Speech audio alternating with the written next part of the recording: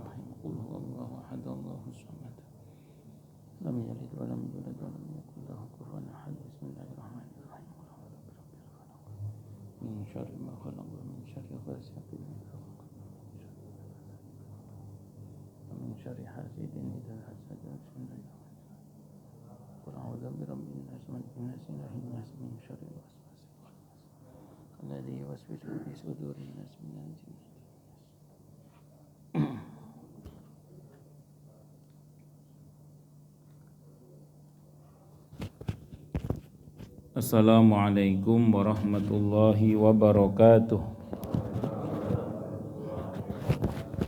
Bismillahirrahmanirrahim. Alhamdulillahi rabbil alamin. Wa bihi nasta'in wa ala umurid dunya waddin. Wassalatu wassalamu ala asyrafil anbiya'i wal mursalin, Sayyidina wa habibina wa syafi'ina wa qurrati a'yunina wa maulana Muhammadin wa ala alihi wa ashabihi wa dhurriyyatihi ajma'in, amma ba'd. Ashhadu an la ilaha illallah wa ashhadu anna Muhammadar Rasulullah wa ufawwidu amri ilallah. Innallaha basirum bil ibad. Hasbiyallahu la ilaha illa huwa alaihi tawakkaltu wa huwa rabbul arsyil azim. Wallahu ta'ala fi kitabihil karim hikayatan an nabiyillahi Musa alaihi salam. Rabbi syrah li sadri wa yassir li amri wahlul 'uqdatam min lisani yafqahu qawli. Para alim, para asatid, para asatidah, para bapak dan ibu sekalian, hafidhani wa hafidhakumullah, wabil khusus segenap pengurus Masjid Umar bin Khattab yang semoga pengurusnya dan jamaahnya selalu dalam naungan rahmat, barokah, perlindungan serta bimbingan Allah Subhanahu wa taala. Amin Allahumma amin insyaallah.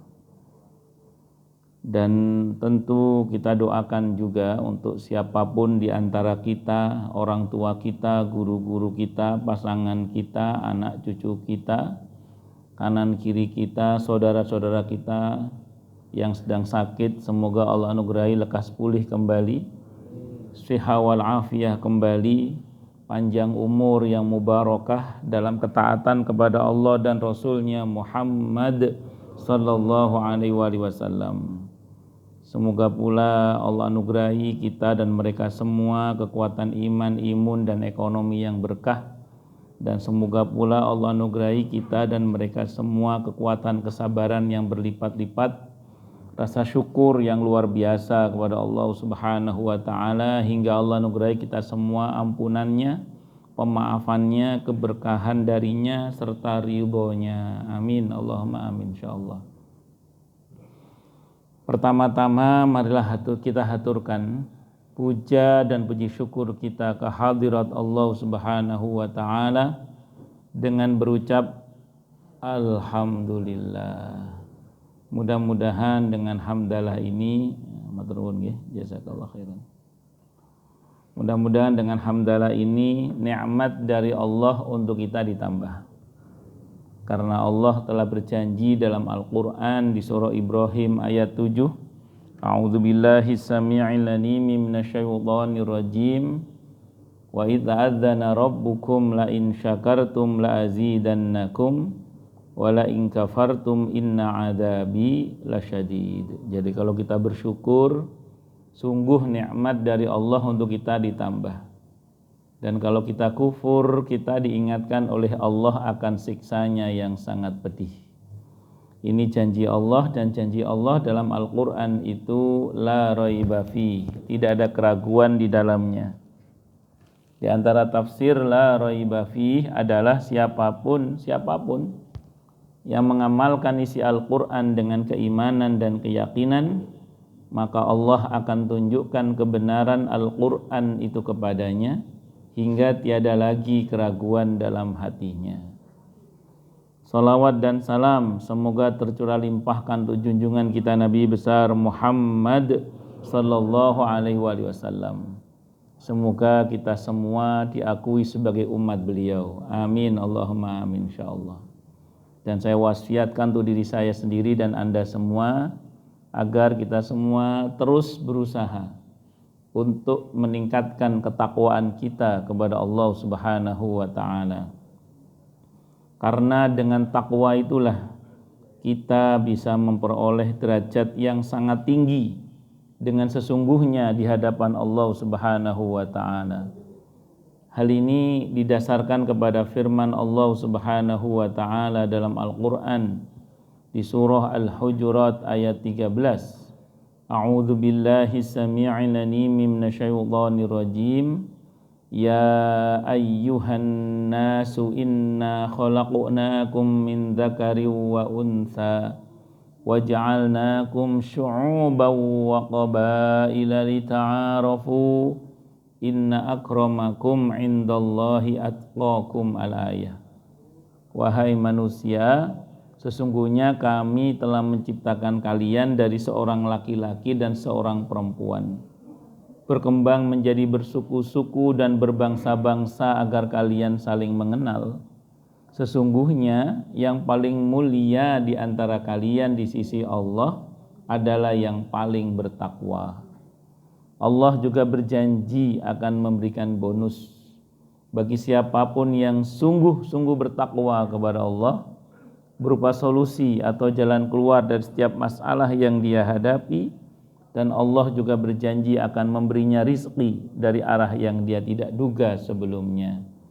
Hal ini sebagaimana Allah tegaskan dalam Al-Quran di surah At-Talaq ayat 2 dan 3. A'udzu billahi samii'il 'aliim minasyaitonir rajim. Wa may yattaqillaha yaj'al lahu makhraja wa yarzuqhu min haitsu la yahtasib. Dan barang siapa orang yang bertakwa kepada Allah, maka Allah akan berikan dia jalan keluar dan rizki yang tak terduga.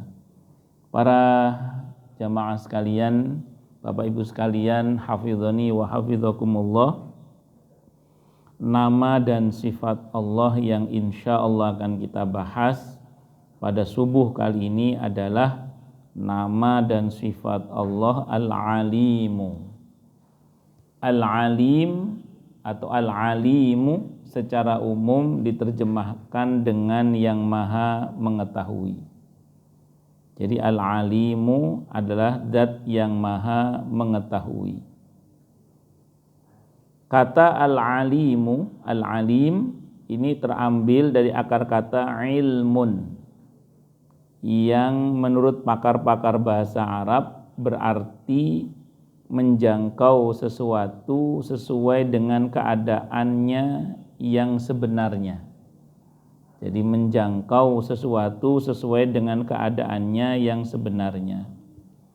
Makanya kalau kita bicara pengetahuan Allah itu menjangkau hakikatnya. Kalau kita hanya menjangkau dohirnya, itu kalau kita. Makanya sepeninggal Nabi kita Muhammad sallallahu alaihi wasallam, itu kata Sayyidina Umar bin Khattab radhiyallahu anhu, beliau mengatakan, al-ana nahnu nahkumu bidzawahir wallahu yahkumu bis-sarair, kata beliau. Mulai sekarang kami hanya menghukumi yang tampak-tampak saja. Sementara yang tersembunyi dalam batin itu urusan dia dengan Allah. Jadi Allah ngurusi yang batin-batin, sementara kalau kita jangkauannya hanya yang zahir-zahir, yang tampak-tampak saja. Makanya kita tidak bisa menghukumi batin seseorang, hati seseorang tidak bisa. Jadi kita tidak bisa menghukumi isi hati seseorang. Wong isi rekening aja kadang kita yang nggak tahu, apalagi isi hati. Jadi itu isi hati itu yang tahu cuman Allah dan dirinya sendiri dan orang itu sendiri. Makanya kita dalam Islam itu tidak boleh ngomong orang, oh nggak ikhlas, itu tidak boleh. Tidak boleh ngomong orang itu riya, nggak ikhlas, itu tidak boleh. Kalau jenengan pernah baca hadis tentang Ismullahil A'zam, saya bacain dalam kitab Abwabul Faraj, di antaranya kata Said Muhammad Alawi Al-Maliki rahimahullah. Di situ ada satu riwayat di mana ada seorang sahabat berdoa dengan doa yang kenceng. Doanya kenceng. Allahumma inni as'aluka bi anni ashhadu annaka antallah. La ilaha illa anta lahadu as-samadu alladzi lam yalid wa lam yulad wa lam yakul lahu kufuwan ahad. Kata sahabat ngomong sama Nabi, karena orang doanya kenceng. Dia riya ya Rasulullah, doanya kenceng. Dia riya karena doanya apa? Kenceng. Kata Nabi, la innahu awah. Tidak boleh ngomong kenceng gitu. Riya tidak boleh. La, tidak. Innahu awah. Itu tergantung isi hatinya. Dan kita nggak tahu isi hatinya dia. Malah Nabi mengatakan orang ini justru dia yang berdoa dengan Ismullahil A'zam, kata beliau. Orang ini sedang berdoa kepada Allah dengan Ismullahil A'zam yang kata Nabi idza du'iya bihi ajaba. Yang kalau Allah disapa dengan nama ini, Allah akan jawab sapaan orang ini. Wa idza su'ila bihi a'ta. Dan kalau Allah diminta dengan nama ini, maka permintaannya akan dikabulkan oleh Allah. Nah, berarti kita tidak boleh gampang nuduh orang itu riya. Tapi yang dohir kita bisa berkomentar. Kayak beberapa tahun yang lalu sudah lawama, bukan lama, sudah lawama. Itu sempat terjadi orang bagi-bagi zakat di daerah Probolinggo apa Pasuruan itu. Yang mati 21 orang. Desek-desekan yang dibagi sekitar 39.000 apa 40.000 itu. Bagi-bagi zakat. Orang uyel-uyelan yang mati 21 orang. Enggak tahu tahun berapa itu. Itu banyak orang komentar saat itu. Wah, riya itu, riya itu. Saya sampaikan ke jamaah itu, jangan ngomong riya. Kita enggak tahu isi hati orang. Cuman kita boleh berkata itu kurang ilmu itu. Zahir, tampak. Kalau orang berilmu nggak gitu cara bagi zakatnya gitu. Kalau orang berilmu nggak gitu cara bagi zakatnya. Lek uyul-uyulan sing mati selikur iku ya nuduno lek wong sing bagi iki ya ilmune gak patek cetha. Jadi ilmunya yang kurang itu. Nah, jadi dia bertindak atas dasar kebodohannya. Itu kita boleh komentar. Kenapa? Zahir, tampak kasat mata. Tapi isi hati kita tidak tahu. Isi hati kita tidak tahu. Makanya kita harus tahu batas. Dulu di masa Nabi kita Muhammad sallallahu alaihi wasallam kita juga tidak boleh gampang menuduh orang munafik, tidak boleh. Itu di zaman Nabi masih hidup loh, tidak boleh kita gampang ngomong orang itu munafik. Tidak boleh. Kenapa? Karena munafik dari kata nafiqa itu sikap, itu sifat penyakit dalam hati. Nafiqa itu di antara maknanya adalah tikus yang membuat dua lubang. Karena kelakuan orang munafik memang mirip kayak tikus. Tikus itu pengecut. Jadi kalau nggak ada orang berantakin apa saja. Kalau ada orang lari tikus itu, pengecut ya. Beda sama lebah. Kalau lebah itu pemberani tapi nggak resek. Kalau tikus lek gak ono wong apa diberantaki. Kalau ada orang lari dia. Itu tikus pengecut. Kalau ada tikus, ada orang kok nggak lari tikus itu, kemungkinan stres tikusnya itu. Saya pernah itu istri teriak depan rumah itu, "Mas, ono tikus mas." Soalnya ke depan itu, mau saya pukul itu nggak lari tikusnya itu. Saya curiga, kok saya pukul nggak, mau saya pukul kok nggak lari kata saya. Saya perhatikan tikus itu, ternyata dia batuk. Gitu. Saya bilang, kok gak situ dikepuk mas, kata istri saya. Aduh, ketoke stres tikus iki. Babano nanti juga mati sendiri, dia bilang gitu. Ternyata qadarullah besok pagi ya mati di situ dia. Nah, jadi tikus itu resek, pengecut tapi dia. Tempat yang baik sekalipun kalau ada tikusnya rusak. Mohon maaf, masjid sekalipun kalau ada orang munafiknya rusak.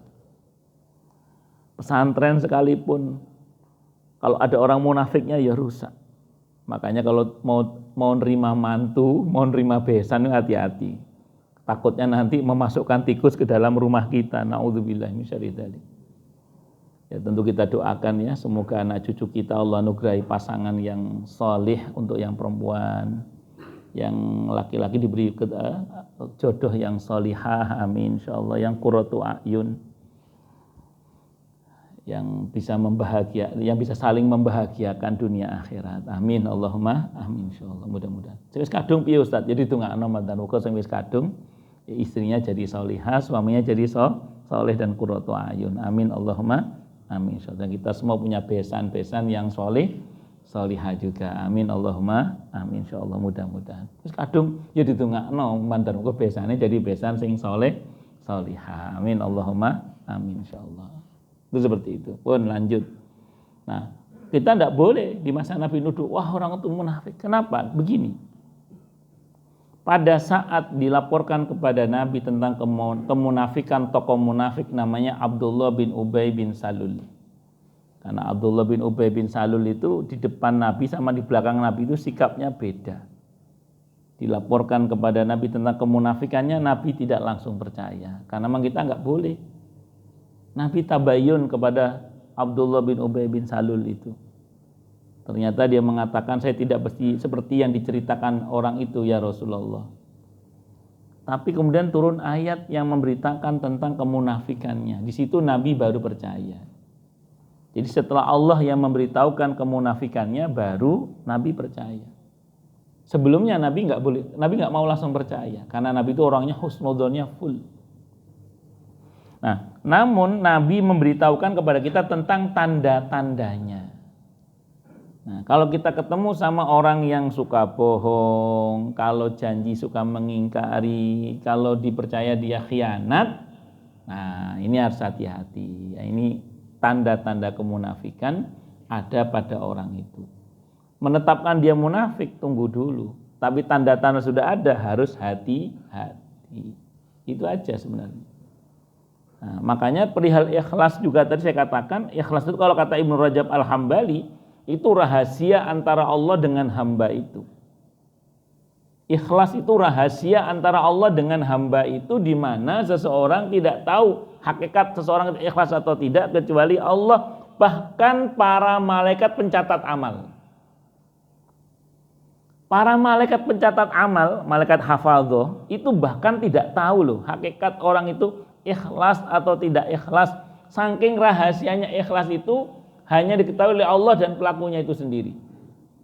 Jangan kalau pernah baca hadis yang cukup panjang tentang laporan amal, hadis Mu'adz bin Jabal radhiyallahu an, itu malaikat hafadhah melaporkan amal langit pertama, masuk rapot ke langit kedua, amal soleh itu masih dibawa dengan senang sekali sampai menghadap kepada Allah.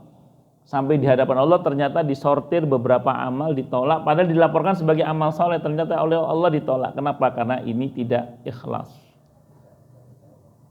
Itu ceritanya gitu dalam hadis yang cukup panjang itu. Bahkan dalam hadis Sahih Muslim, kalau itu nanti lain, itu terkait dengan tuntutan hakul adami, mohon maaf. Wah, terus kalau gitu gimana dong Ustadz? Berarti amal kita ada potensi ditolak atau bla bla bla macam-macam. Maka jawaban sederhana, hadis itu sesungguhnya mengingatkan kita agar untuk berusaha ikhlas. Bertindak berbuat semata-mata hanya karena Allah. Jangan karena makhluk. Karena kalau karena makhluk itu nggak punya pahala. Yang punya pahala itu siapa? Allah. Yang berkuasa memberikan pahala itu siapa? Allah. Maka kita berbuat semata-mata hanya karena Allah, berharap ridha Allah, cinta Allah. Karena memang kita kan menyatakan iyyaka na'budu wa iyyaka nasta'in. Tapi tidak usah khawatir, jangan sampai kita terprovokasi oleh setan juga yang menghembuskan pertanyaan dalam hati kita, diterima enggak ya amal saya, diterima enggak ya amal saya, diterima enggak ya amal saya. Kalau sampai pada kesimpulan, ya percuma dong beramal kalau ternyata tidak diterima oleh Allah misalnya. Terus nggak beramal, wah itu salah malah.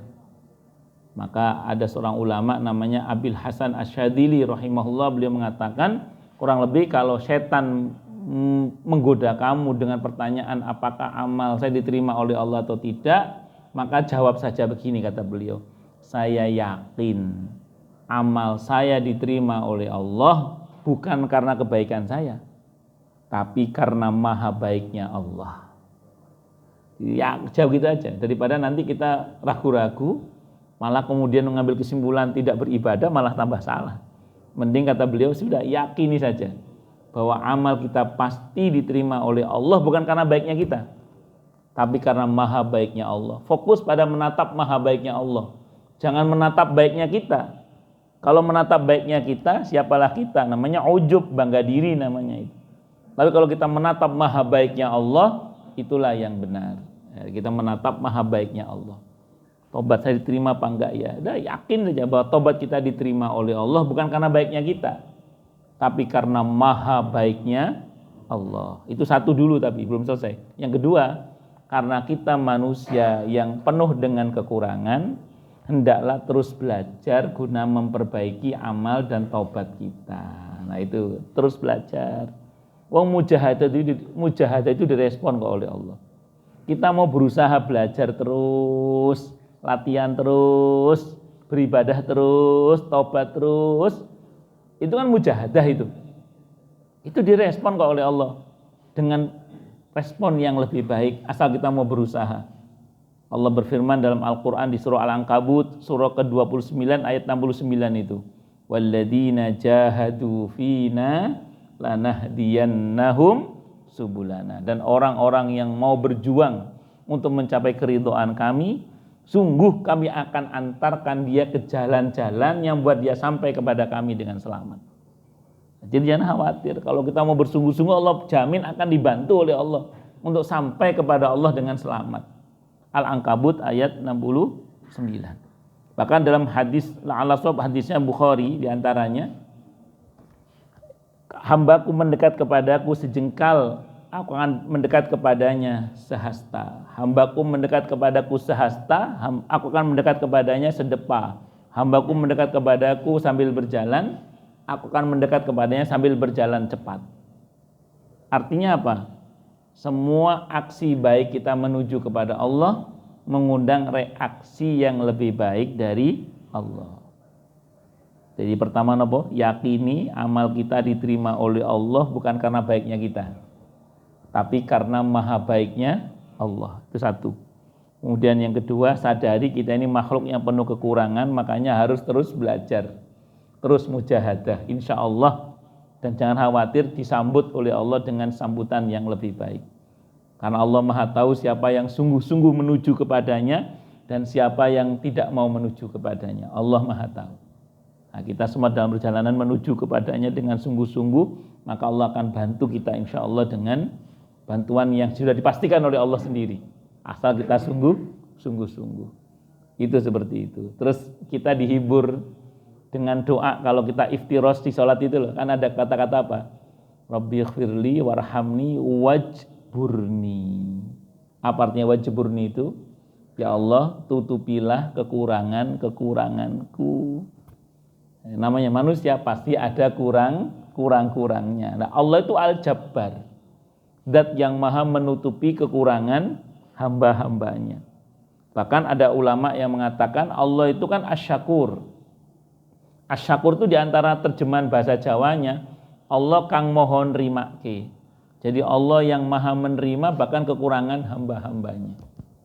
Namanya manusia pasti ada kurang-kurangnya lah. Kita sebagai seorang suami pasti ada kurang-kurangnya. Ibu-ibu sebagai seorang istri pasti juga ada kurang-kurangnya. Sebagai seorang hamba kita semua pasti ada kurang-kurangnya. Allah itu Al-Jabbar, zat yang maha menutupi kekurangan hamba-hambanya. Makanya di setiap sholat itu di iftirash, kalau Anda bermadzhab Syafi'i, biasanya pilihan iftirash doanya adalah Rabbighfirli warhamni wajburni. Soalnya ada yang nggak pakai wajburni soalnya. Kalau saya pilih yang pakai wajburni, saya madzhabnya Syafi'i, itu seperti itu. Ya, jadi itu diantara doa rahasia wajburni itu adalah ya Allah tutupilah kekuranganku. Itu seperti itu. Allahu Akbar. Bahasa Arab menggunakan semua kata yang tersusun dari huruf-huruf ain, lam, dan mim, ilmun, kayak alima, ilmun, dalam berbagai bentuknya untuk menggambarkan sesuatu yang sedemikian jelasnya hingga tidak menimbulkan keraguan. Makanya informasi yang bersumber dari Allah zat yang maha tahu itu sifatnya pasti. Saya ulang ya, informasi yang datangnya dari Allah, dari berdasarkan ilmu Allah yang maha luas maksud saya, itu sifatnya pasti. Maka Al-Quran itu belum apa-apa, di surah Al-Baqarah ayat 2 Allah bilangnya apa? Dzalikal kitabu la raiba fi. Itu Quran itu. Ya Allah ketika berfirman ayat 2 di Al-Quran belum apa-apa, di surah Al-Baqarah ayat 2 Allah udah bilang dzalikal kitabu la raiba fi. Inilah Alkitab Al-Quran yang tidak ada keraguan di dalamnya.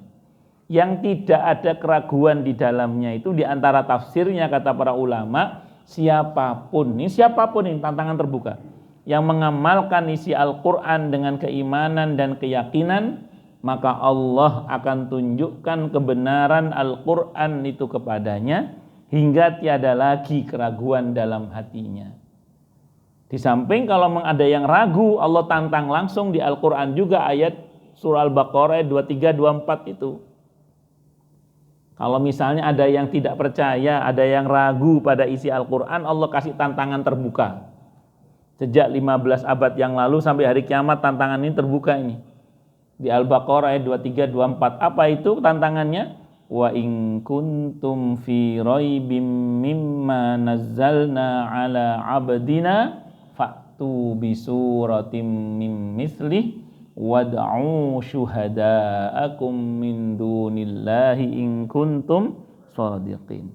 Fa illam taf'alu wa lan taf'alu fattaqun naral lati waquduhan nasu wal hijara uiddat lil kafirin.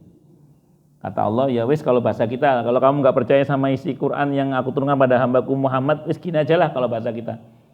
Silakan bikin satu surat yang sama dengan Al-Quran, kata Allah.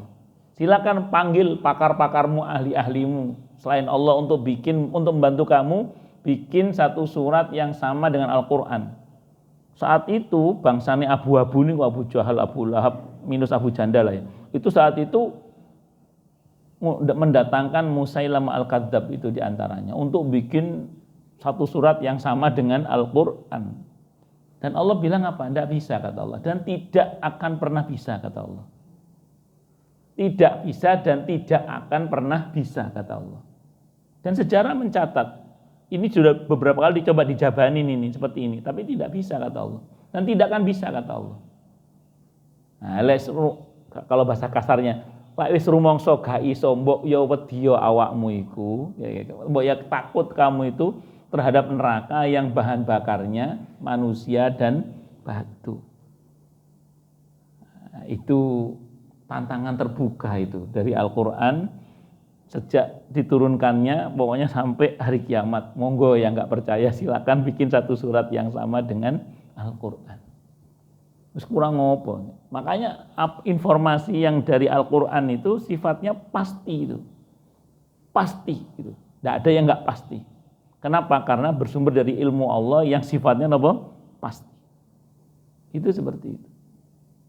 Makanya kan basis wahyu sama basis ilmu itu beda. Nah, kalau ilmu itu kan relativitasnya kental sekali. Tapi kalau kita bicara wahyu itu sifatnya apa? Pasti. Itu seperti itu. Makanya informasi dari Al-Quran maupun informasi dari Nabi kita Muhammad SAW itu sifatnya pasti. Makanya ketika ada seorang sahabat nanya kepada Nabi, ketika itu Nabi lagi ngasih ceramah begini dalam hadis Sahih Muslim. Nah, Nabi ditanya oleh seorang badui itu orang desa lah, dia nanya, ya Rasulullah mata sa'ah, wahai Rasulullah kapan kiamat? Ditanya kiamat, Nabi seperti biasa ya menyelesaikan penjelasan beliau, begitu selesai penjelasannya, baru Nabi bertanya kepada si badui yang bertanya tadi. Kata Nabi, apa yang telah kamu persiapkan kok kamu nanya tentang kiamat? Jadi apa yang telah kamu persiapkan kok kamu nanya kiamat? Berarti apa ini? Berarti kapan kiamat itu nggak penting. Karena kiamat itu pasti terjadi. Jadi kapan kiamat itu nggak penting. Kenapa? Karena kiamat itu pasti terjadi. Yang penting adalah apa yang telah kita persiapkan untuk menghadapi kiamat. Karena nasib kita itu yang nggak jelas, kira-kira gitu. Jadi kiamatnya pasti, nasib kita yang nggak pasti. Makanya harus diupayakan. Itu seperti itu. Malah kalau ulama-ulama sekarang ditanya tentang kiamat kubro itu, banyak ulama itu yang saya baca keterangannya, atau pas ditanya di forum itu jawabannya apa? Sudahlah, nggak usah mikir kiamat kubro, kata ulama. Mikir kiamat sughro kalian masing-masing saja, kata beliau. Kenapa coba? Kiamat kubro itu orang beriman nggak nututi. Yang pasti kita jalan itu kiamat sughro, kematian itu loh. Ayo, nggak usah mikir kiamat kubro, mikir kiamat sughro Islam. Nggak usah mikir kiamat kubro yang kehancuran alam semesta yang orang beriman nggak akan mengalami itu. Tapi kiamat sughro semua kita pasti mengalami. Makanya saya ulang sekali lagi, apa yang diinformasikan oleh Allah dan Rasulnya berdasarkan pada ilmu Allah yang maha luas itu sifatnya apa? Pasti. Nah, kita percaya atau tidak percaya, kita akan menjalani itu semua, itu seperti itu. Percaya atau nggak percaya sama kampung akhirat, semua kita harus kembali ke kampung akhirat, itu seperti itu. Percaya atau nggak percaya sama Allah, semua kita akan berhadapan dengan Allah. Karena semua kita kan sedang dalam perjalanan menuju ke kampung halaman kita, yaitu akhirat. Karena saya sering sampaikan, kita ini bukan penduduk bumi. Kita ini penduduk akhirat yang masih tinggal di bumi. Ya, jadi kita ini bukan penduduk bumi. Kita ini penduduk akhirat yang masih tinggal di bumi. Sehingga mau atau tidak mau, suka atau tidak suka, dengan senang hati atau terpaksa, kita harus lanjut ke alam berikutnya, namanya alam barzakh. Bapak Ibu sekalian dan adik-adik sekalian, hafizoni wa hafizakumullah. Kata al-alim dalam Al-Quran ditemukan sebanyak 166 kali. Yang punya indeks Quran nanti bisa dicek. Ilmu Allah mencakup seluruh wujud. Kita coba cermati firman Allah dalam Al-Quran di surah Al-An'am. Surah Al-An'am surah ke-6 ayat 80 itu. Allah berfirman, A'udzubillahi samii'il 'aliim minasyaitonir rajim. Wa hajjahu qaumuh qala atuhajjunni fillahi wa qad hadan wa la akhafu ma tusyrikuna bihi illa ayyasha'a rabbi syai'a wasi'a rabbi kulla syai'in ilma afala tatadakkarun. Dan dia dibantah oleh kaumnya. Dia berkata, apakah kamu hendak membantah tentang Allah? Padahal sungguhnya Allah telah memberi petunjuk kepadaku, dan aku tidak takut kepada malapetaka dari sembahan-sembahan yang kamu persekutukan dengan Allah, kecuali dikala Tuhanku Allah menghendaki sesuatu dari malapetaka itu. Pengetahuan Tuhanku Allah meliputi segala sesuatu, kata Nabi Ibrahim dalam ayat ini ya. Maka apakah kamu tidak dapat mengambil pelajaran? Jadi ilmu Allah meliputi segala sesuatu. Wasi'a. Gimana kalau di ayat kursi itu? Oh itu kursinya itu ya. Ya wis ya. Ilmu ya inilah. Maka ilmu Allah meliputi segala sesuatu. Artinya semua diketahui oleh Allah, semua dalam pantauan pengetahuan Allah. Makanya di antara zikirnya Abu Darda radhiyallahu an, Abu Darda punya zikir dari Nabi. Itu diantara zikirnya adalah a'lamu annallaha ala kulli syai'in qadir wa annallaha qad ahata bi kulli syai'in ilma. Jadi ilmu Allah itu meliputi segala sesuatu. Jadi Abu Darda itu pernah satu saat lagi ngobrol dengan para sahabat yang lain, tiba-tiba ada orang lari kepada beliau bilang, "Ya Abu Darda, kampung Anda kebakaran." Kampung Anda terjadi apa? Kebakaran. Abu Darda tenang-tenang saja. Kenapa Anda tidak tegang? Rumah Anda terbakar loh. Kata beliau, nggak mungkin, kata beliau. Loh tapi kampung Anda terbakar. Rumah Anda di tengah-tengah kampung itu pasti terbakar rumah Anda. Kata beliau, nggak mungkin, kata beliau. Kok bisa nggak mungkin? Kenapa? Kata beliau, saya hari ini sudah membaca doa dari Rasulullah Muhammad SAW. Jadi nggak mungkin lah rumah saya terbakar. Saya sudah baca doa dari Rasulullah. Doa apa itu? Kata beliau, Allahumma anta rabbi la ilaha illa anta alaika tawakkaltu wa anta rabbul arsyil azim. Masya Allahu kana wa ma lam yasha' lam yakun. La hawla wa la quwata illa billahil aliyyil azim. A'lamu anna Allaha ala kulli syai'in qadir wa anna Allaha qad ahata bi kulli syai'in ilma. Dari ilmu itu. Allahumma inni a'udzubika min syarri nafsi wa min syarri ghairi wa min syarri kulli dabbatin anta akhidum binasiyatiha inna rabbi ala siratim mustaqim.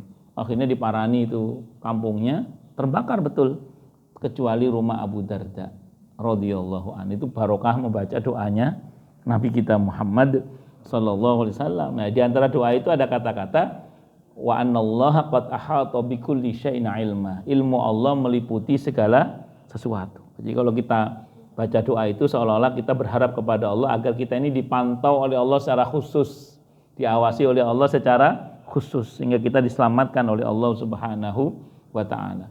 Allahumma anta rabbi, wahai Allah, Engkau adalah Tuhanku, pemeliharaku, pengatur nasib dan hidupku. Allahumma anta rabbi, la ilaha illa anta, tidak ada sesembahan yang hak kecuali Engkau, wahai Allah.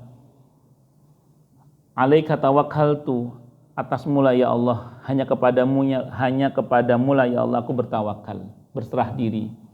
Wa anta rabbul arsyil azim, dan Kau adalah pemilik arsy yang agung. Kau adalah pemilik arsy yang agung. Wa anta rabbul arsyil azim. Masya Allahu kan, apa yang Allah kehendaki pasti terjadi. Wa ma lam yasha' lam yakun, dan apa yang Allah tidak kehendaki tidak akan terjadi. Kata Abu Darda dalam doa itu. La haula wala quwata illa billahil aliyil azim. Tidak ada daya dan kekuatan kecuali dengan pertolongan Allah. Jadi masya Allah kan wa malam yamsa lam yakun, la haula wala quwata illa billahil aliyil azim. A'lamu, Annallaha ala kulli syai'in qadir, kata beliau, aku tahu bahwa Allah adalah maha kuasa atas segala sesuatu. Wa annallaha qad ahata bi kulli syai'in ilma, dan sungguhnya Allah ilmunya meliputi segala sesuatu. Allahumma wahai Allah, ini sungguhnya aku a'udzu berlindung kepada Allahumma inni a'udzubika, ya Allah aku berlindung kepadamu min syarri nafsi, dari kejahatan diriku sendiri, wa min syarri ghairi, dan dari kejahatan selainku, wa min syarri kulli dabatin anta akhidum binasiyatiha, dan dari kejahatan segala makhluk melata yang bergerak yang semua engkau yang pegang ubun-ubunnya. Wa annallaha inna rabbi ala siratim mustaqim, sungguhnya Tuhanku pastilah zat yang berada di atas jalan yang lurus. Itu diantara doanya Abu Darda radhiyallahu an yang diajarkan oleh Nabi kita Muhammad sallallahu alaihi wasallam au kama qala. Itu seperti itu. Itu mencakup ilmu Allah meliputi segala sesuatu. Nah, kalau kita tahu bahwa Allah mengawasi kita, tidak usah takut kalau berbuat baik orang lain tidak tahu. Jangan takut, kenapa? Karena Allah pasti tahu. Orang mungkin tidak akan mengapresiasi kebaikan kita, tapi Allah yang maha tahu pasti mengapresiasi itu. Bahkan dengan apresiasi yang lebih baik daripada makhluk dalam hal ini. Nah, kalau makhluk nggak bisa ngasih kita pahala, kalau Allah bisa berkuasa memberikan kita pahala, berkah, kemuliaan, tidak hanya dunia bahkan akhirat. Makanya nggak usah takut makhluk tidak tahu kalau kita berbuat baik, karena yang pasti Allah maha tahu. Tapi ya gitu, kalau berbuat dosa jangan merasa tenang hanya karena makhluk tidak tahu, karena walaupun makhluk tidak tahu, Allah maha tahu. Itu makanya dirawat dengan taubat, minta ampun kepada Allah Subhanahu wa taala. Beberapa yang ditutup aibnya oleh Allah, Allah memberikan kesempatan bagi kita semua untuk banyak bertobat, minta ampun kepada Allah. Bagi yang sudah dibuka aibnya harus segera kembali kepada Allah, mumpung belum dibuka lebih parah lagi. Takutnya jadi urusan akhirat kalau tidak diselesaikan di dunia dengan taubatan nasuha. Semoga Allah tutup aib kita dunia akhirat, dan semoga Allah ampun dan maafkan kita semua. Amin, Allahumma amin, insyaallah. Segala aktivitas lahir dan batin diketahui oleh Allah Subhanahu wa taala. Semua diketahui oleh Allah. Surah Al-Mu'min, surah ke-40 ayat 19, Allah berfirman, "Ya'lamu kha'inatal a'yuni wa ma tukhfis sudur." Allah mengetahui pandangan mata yang khianat dan apa yang disembunyikan oleh hati. Jadi pengkhianatan, kalau ada yang main mata, Allah tahu. Pengkhianatan dalam hati Allah juga tahu. Orang lain mungkin tidak tahu, tapi Allah maha tahu. Makanya gini, orang dengan niat baiknya, dengan orang yang niatnya mohon maaf tidak baik, itu dari awal dia berbuat sudah beda nilainya di hadapan Allah Subhanahu wa taala. Makanya seorang muslim itu hendaklah bangun tidur itu sudah pasang niat baik, ingin menjadi hamba Allah yang baik. Pokoknya hari ini akan hamba isi dengan kebaikan-kebaikan. Itu baru niat saja sudah diberi pahala oleh Allah. Nah, pahala itu rahmat Allah. Berarti kalau kita punya niat yang baik sedari awal, kita sudah mengundang perhatian Allah secara khusus dengan rahmatnya. Tapi kalau kita nun sewu nggih, niatis gak bener. Memang sih orang niat yang gak bener itu belum dapat dosa, selama niat yang gak bener itu belum dieksekusi. Tapi kalau ngendon dalam hati niat yang gak bener itu ya merusak, ngotori hati. Nah, itu ya jangan sampai terjadi. Makanya kita berusaha untuk selalu punya niat yang baik. Itu seperti itu. Apapun yang terjadi telah Allah ketahui sebelumnya. Al-Hadid ayat 22, Allah berfirman, A'udzubillahi sami'il alim minasyaitonir rajim, ma asaba min musibatin fil ardi wala fi anfusikum illa fi kitabim min qabli an nabra'aha inna dzalika 'alallahi yasir. Apapun yang terjadi di muka bumi ini, termasuk yang terjadi pada diri kalian, semuanya telah tercatat dengan baik di Lauhil Mahfuz sebelum kami merealisasikannya, kata Allah. Sesungguhnya semua itu mudah bagi Allah Subhanahu wa taala. Namun begini ya, Kalau hal-hal yang baik yang terjadi, perintah Allah suruh ngomong itu dari Allah. Kalau yang buruk-buruk suruh ngomong itu salah kita sendiri. Itu perintah Allah itu. Itu ada di surah An-Nisa ayat 79. Ma asobaka min hasanatin faminallah wa ma asobaka min sayyi'atin famin nafsik. Apapun yang menimpa kamu dalam bentuk kebaikan katakan dari Allah. Tapi kalau yang buruk-buruk katakan salahmu sendiri. Ini ada yang nyeletuk. Allah kok maunya enaknya sendiri ya? Kalau yang baik-baik suruh ngomong dari Allah. Kalau yang buruk-buruk suruh ngomong salah kita sendiri. Terus saya jawab, kalau iya, mau apa sampean? Saya bilang gitu. Kalau misalnya Allah mau enaknya sendiri, terus sampean mau apa? Mau protes? Maka saya jawab, enggak. Allah enggak begitu.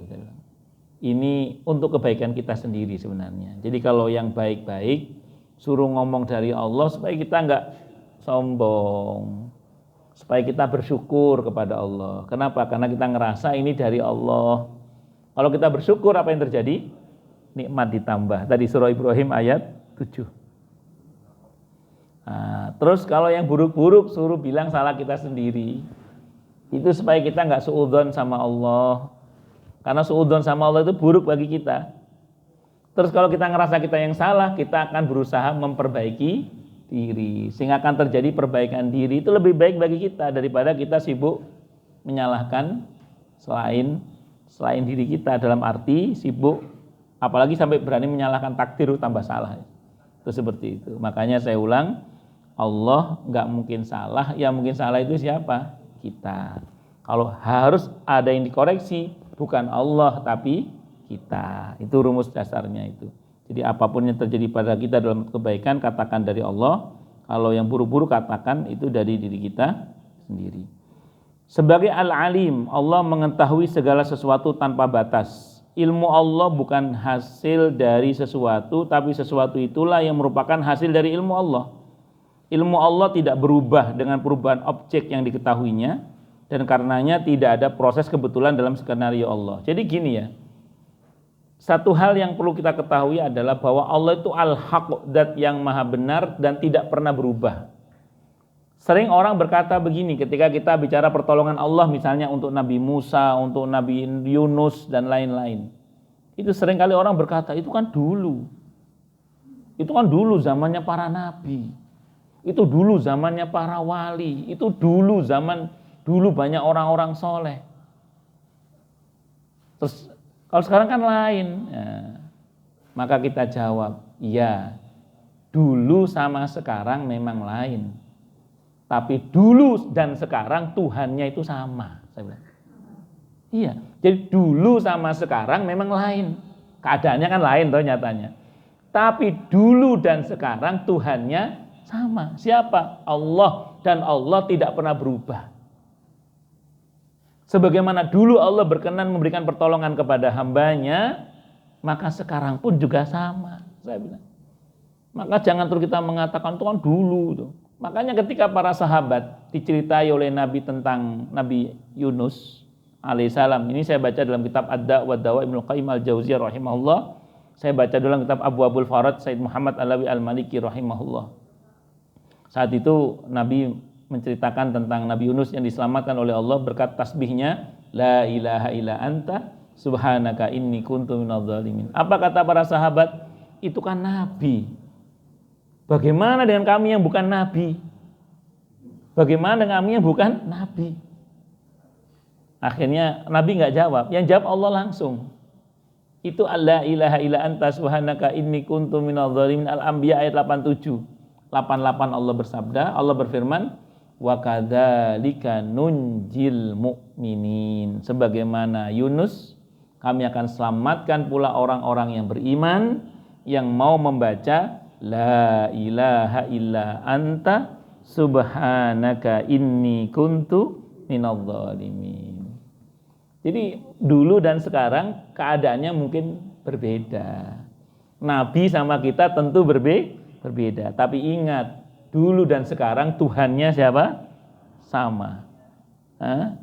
Nabi dan kita Tuhannya sama. ayat itu mengajari kita gak usah fokus pada kita yang berbeda, fokuslah pada Tuhan yang sama. Sebagaimana dulu Allah berkenan memberikan pertolongan, maka sekarang pun Allah juga berkenan memberikan pertolongan karena Allah tidak berubah. Yang berubah itu kita makhluk, Allah tidak berubah. Di antara makna al-haq adalah Allah zat yang tidak berubah. Nah, itu di antaranya. Saya kira ini yang bisa saya sampaikan, semoga bermanfaat. Silakan yang mau tanya, protes, marah boleh, monggo. Kalau ada.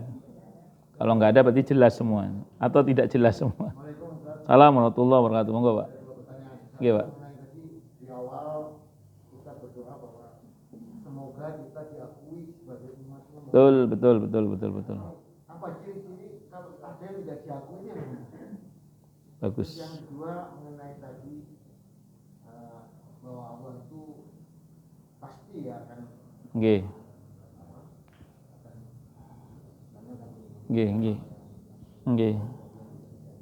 Nah, misalnya kita berjalan Pak, dari Nggih. sini ke patung Pak. Nggih. Dalam perjalanan kita ini pasti akan belok ke kanan, belok ke kiri ya Pak. Nggih. Karena selama perjalanan ini kita nggak akan lurus terus ya. Gitu terus. Apakah memang doa dari orang tua, doa dari kakek, ini yang bisa selain diri kita yang mengoreksi kita untuk tetap jalan ke area yang dituju, tidak ke area yang lain. Apakah itu memang bisa terjadi? Sampun? Baik. Bismillahirrahmanirrahim. Yang pertama mengenai maaf. Yang diakui dari Oh iya, mohon maaf tadi. Jadi gini, Pak. Di mahsyar nanti itu ada haud, telaga Rasulullah Muhammad sallallahu alaihi wasallam. Untuk bisa menikmati telaga itu tiketnya cuma satu, Pak. Diakui sebagai umat Nabi Muhammad sallallahu alaihi wasallam. Nah, nanti itu ada orang-orang yang oleh malaikat diusir, Pak. Tidak berhak mendapatkan telaga itu. Karena dalam hadis Bukhari dikatakan orang ini sudah berpaling membelakangimu, bahkan ada yang mengatakan murtad. Nah, jadi prinsipnya orang-orang yang berbuat perbuatan yang berpaling dari Rasulullah Muhammad sallallahu alaihi wasallam termasuk murtad di antaranya, itu yang menyebabkan orang itu tidak bisa menikmati haud, telaga Rasulullah Muhammad sallallahu alaihi wasallam. Di hadis yang lain ada yang mengatakan mereka berbuat hal yang baru sepeninggal kamu. Nah, hal yang baru itu dikaitkan dengan berpaling dari Nabi itu. Sehingga banyak ulama memaknai hadis Bukhari itu dengan maksudnya, kalaupun itu dimaknai dengan bid'ah kalau bahasa populernya, tapi itu bid'ah dalam masalah akidah. Jadi bukan bid'ah dalam masalah furu' cabang-cabang. Karena saya mohon maaf, ada sebagian orang itu terlalu berkeras-keras dalam masalah cabang, padahal itu tidak masuk dalam masalah prinsip. Jadi yang dimaksud adalah ini masalah prinsip. Jadi terkait dengan penyimpangan terkait dengan masalah prinsip dalam agama ini. Oleh karenanya kemudian kita tadi berdoa kepada Allah, Pak, semoga kita ini diakui sebagai umat Nabi Muhammad sallallahu alaihi wasallam sehingga nanti kita bangkit di mahsyar itu bercahaya, Pak. Karena satu ciri umat Nabi Muhammad sallallahu alaihi wasallam adalah nanti begitu dibangkitkan di mahsyar dia bercahaya. Semoga kita termasuk yang bercahaya itu, Pak. Amin insyaallah, mudah-mudahan. Nah, terus kemudian yang kedua mengenai jalan yang lurus tadi, Pak ya. Saya sering sampaikan, seingat saya, bahwa istiqomah karena siratal mustaqim seringkali kan menggunakan kata mustaqim, itu ada kata istiqomah. Istiqomah itu kan konsisten, ajak, continue, terus menerus. Nah, ini sering saya sampaikan.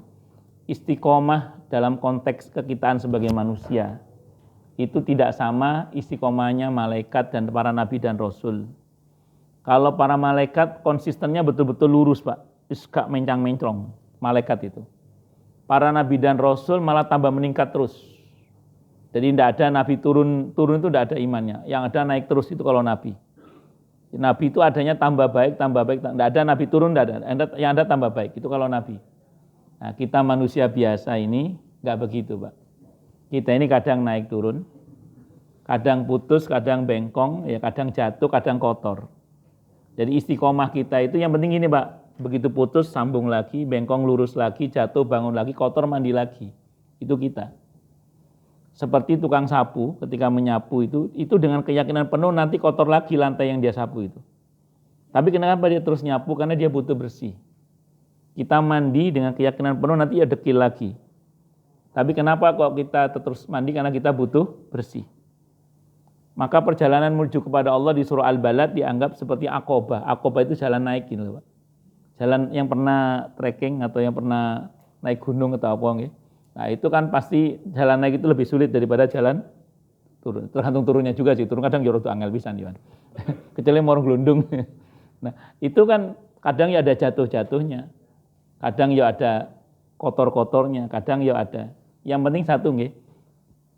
Putus sambung lagi, bengkok luruskan lagi, jatuh bangun lagi, kotor mandi lagi. Kalau bahasanya para ulama, jangan pernah berhenti bertobat karena banyak maksiat. Tapi teruslah bertobat sampai bosan maksiat.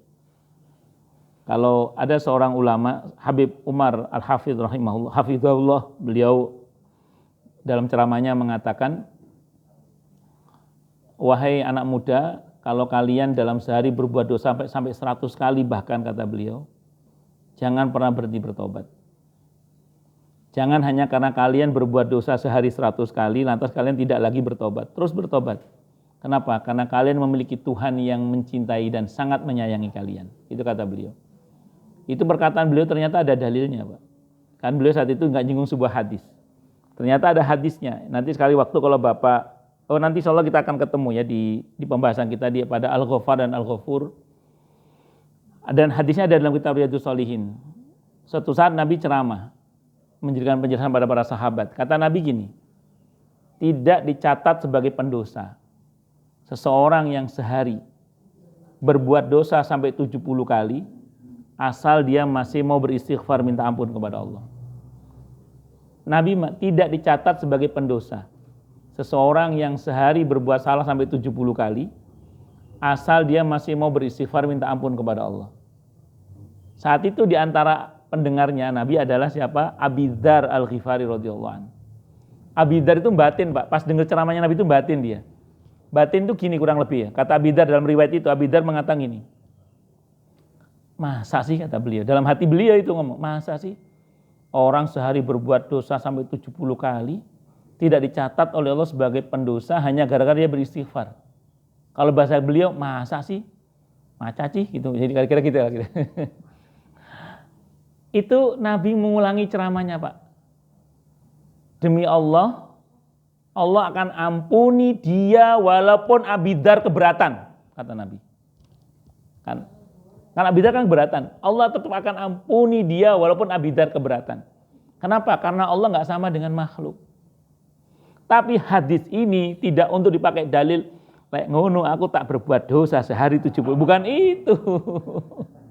Hadis ini bukan itu cara memahaminya. Kita ini Pak, enggak usah niat berbuat dosa Pak. Sudah potensi berbuat dosa kita ini. Enggak usah niat maksiat, enggak usah. Kita ini udah potensi berbuat maksiat. Enggak usah niat salah, kita ini udah potensi salah kok. Nah, tapi kita ini diajari oleh Nabi jangan pernah berputus asa untuk kembali kepada Allah. Karena semua kita inna lillahi wa inna ilaihi raji'un. Semua akan kembali pada Allah. Pertanyaan Bapak tadi menarik. Doa-doa orang tua itu ngaruh nggak sama kita? Ngaruh banget Pak.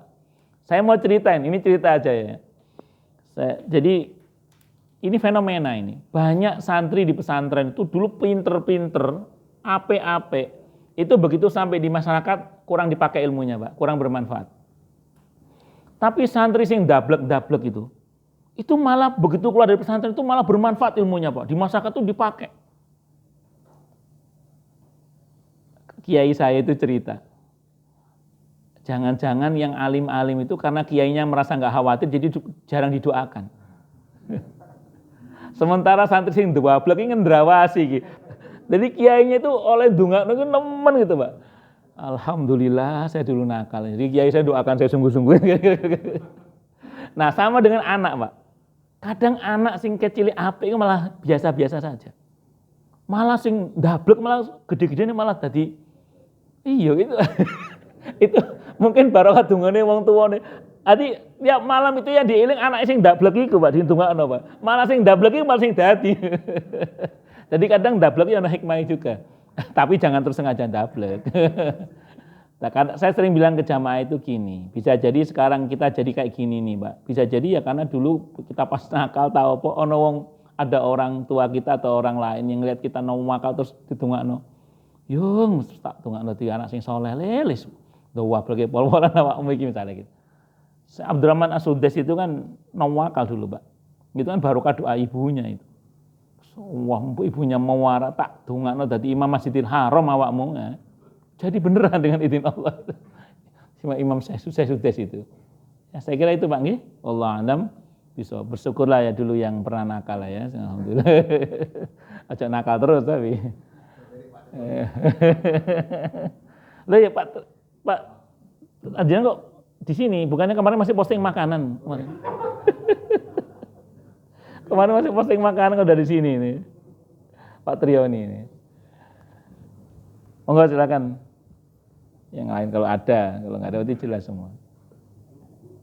Ibu-ibu, monggo kalau ada, monggo kalau ada. Assalamualaikum warahmatullahi wabarakatuh. Waalaikumsalam warahmatullahi wabarakatuh. Sehat Pak Ustaz? Sehat Bu Rita, alhamdulillah, masya Allah. Bu Rita nggih. Alhamdulillah. Ustaz, saya mau bertanya di surat Yunus ayat 61. Oke. Kenapa Bu? Di sini tertulis Yunus 61. Saya bacakan boleh? Monggo. Dan tidakkah engkau Muhammad berada dalam suatu urusan dan tidak membaca suatu ayat Al-Quran serta tidak pula kamu melakukan suatu pekerjaan, melainkan kami menjadi saksi atasmu ketika kamu melakukannya.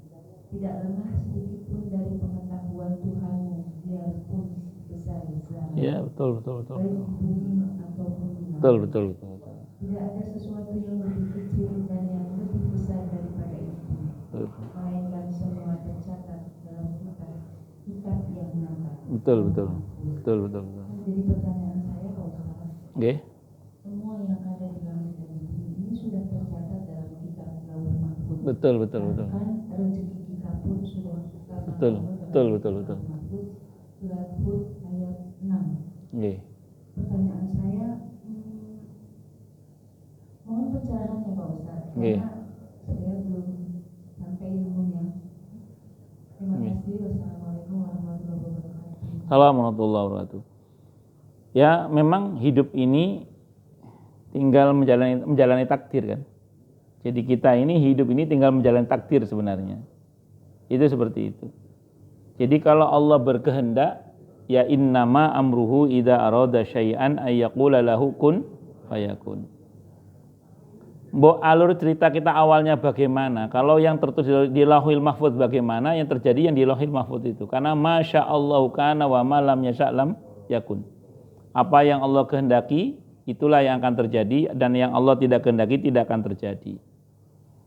Makanya Allah katakan di ayat yang lain, wa fis sama'i rizqukum wa ma tu'adun. Di langitlah rizki kalian dan apa yang Allah janjikan untuk kalian. Jadi semuanya telah tercatat dengan baik di Lauhil Mahfuz itu. Jadi kita ini hidup hanya tinggal menjalani takdir.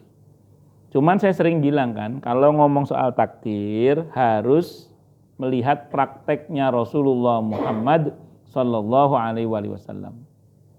Karena kalau kita nggak ngeliat prakteknya Nabi, takutnya kita menjadi kelompok namanya Jabariyah, fatalism. Kelompok fatalism ini begini. Ya sudah, semua sudah Allah takdirkan, buat apa kita berusaha? Enggak usah berusaha udah. Nah, menafikan usaha itu kelompok namanya Jabariyah. Ada kelompok yang getol berusaha melupakan takdir, namanya Mu'tazilah. Rukun imannya cuma 5, rukun ke-6 dia tolak, yaitu percaya takdir itu nggak percaya dia. Itu juga salah. Yang betul adalah sebagaimana sahabat bertanya kepada Nabi, ya Rasulullah, kalau semua telah Allah takdirkan, buat apa kita berusaha? Kata Nabi, berusahalah. Karena setiap orang akan dimudahkan oleh Allah untuk apa dia diciptakan. Jadi takdir ini kan urusan Allah, bukan urusan kita. Urusan kita adalah perintah Allah untuk kita apa gitu loh. Oh ternyata Allah nyuruh kita berusaha, ya kita berusaha. Allah nyuruh kita berdoa ya kita berdoa. Allah nyuruh kita sedekah ya kita sedekah. Allah nyuruh kita apa? Itu fokus kita, Bu. Soal takdir kita itu urusan Allah dan kita hidup hanya tinggal menjalani takdir. Ketika kita menghadapi hal-hal yang memang sulit untuk kita cerna dan kita pahami saja bahwa ini kehendak Allah, udah saya jalani aja. Sesuai dengan perintah Allah. Saya jalani sesuai dengan perintah Allah, sesuai dengan maunya Allah. Nah, Allah maunya apa? Kita berusaha ya kita berusaha. Allah maunya kita berdoa ya kita berdoa. Allah maunya kita tawakal ya kita bertawakal. Allah maunya kita punya niat yang baik, kita punya niat yang baik. Terus gitu aja. Hingga kita menghadap kepada Allah Subhanahu wa ta'ala. Itu seperti itu, Bu. Dan semua disaksikan oleh Allah, jangan khawatir, semua yang kita lakukan itu direspon oleh Allah. Rumusnya, فَمَنْ يَعْمَلْ مِثْقَالَ ذَرَّةٍ خَيْرًا يَرَهُ وَمَنْ يَعْمَلْ مِثْقَالَ ذَرَّةٍ شَرًّا يَرَهُ. Itu seperti itu. Sebenarnya kalau kita pahami betul ayat ini, kita nggak akan pusing-pusing sebenarnya. Karena begitu kita berhadapan dengan sesuatu yang kita tidak mampu, kita akan katakan, ya Allah, tentu Engkau tidak salah menetapkan semua ini. Kalaupun ada yang salah, tentu hamba ya Allah, tolong ampuni hamba ya Allah, dan tolong hamba ya Allah, karena hamba nggak mampu ini. Hamba tidak bisa ini ya Allah. Ya la haula wala quwata illa billah. Tidak ada daya dan kekuatan kecuali dengan pertolongan Allah. Kita totalitas penyerahan kepada Allah. Makanya kata para ulama, totalitas penyerahan kepada Allah itu hilang akumu, kata para ulama. Jadi ketika kita totalitas berserah diri kepada Allah itu hilang akumu. Tapi totalitas hilang aku kita itu dalam konteks di dada. Nah, sementara dalam praktik tetap kita berusaha semampu yang bisa kita lakukan. Itu seperti itu, Bu. Saya kira itu, Bu Rita ya. Wallahu a'lam bishawab. Atau ada lagi yang mau tanyakan Bu Rita? Atau belum jelas?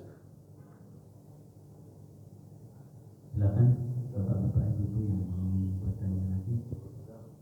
Kalau sudah saya cukup sekian ya. Terima kasih sekali. Oke, sami-sami. Oke. Semoga menambah iman dan ketakwaan kita kepada Allah Subhanahu wa taala. Dan nanti sudah sholat subuh ya. Sarapan pagi disediakan oleh Bapak Haji Alim Hari kita Pratama Regensi. Dan pengumuman sedikit untuk jamaah sekalian, nanti sore habis pada asar ya, di masjid ini akan diadakan peringatan Maulid Nabi Sallallahu Alaihi Wasallam. Bagi jamaah yang ada waktu dan kesempatan hadir untuk memperingati Maulid Nabi, dipersilahkan untuk bisa hadir ya. Dari saya cukupkan sekian dulu. Usikum wa nafsi bitaqullah. Assalamualaikum warahmatullahi wabarakatuh. Waalaikumsalam warahmatullahi wabarakatuh.